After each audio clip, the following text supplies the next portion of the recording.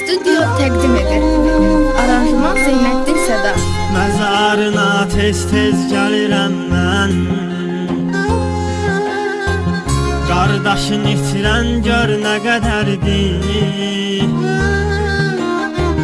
Nədir qardaş dərdi bilirəm mən, bu mənim üçün ölümdən betərdir. Məzarına tez-tez gəlirəm mən, qardaşın itirən gör nə qədərdir. Nədir qardaş dərdi bilirəm mən, bu mənim üçün ölümdən betərdir.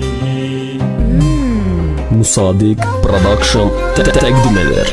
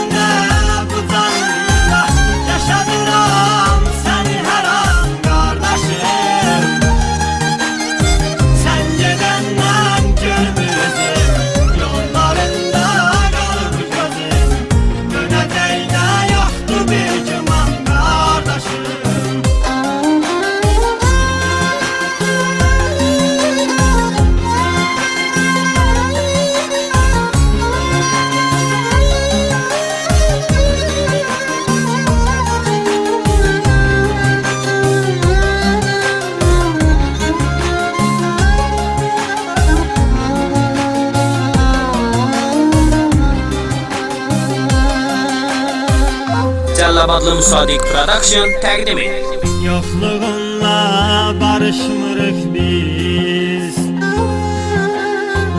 səni qardaş cavan itirdik.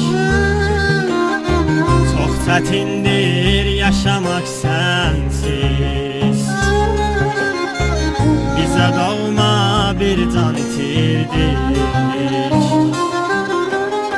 Yoxluğunla barışmırıq biz, səni qardaş cavan itirdik. Çox çətindir yaşamaq sənsiz, bizə doğma bir can itirdik.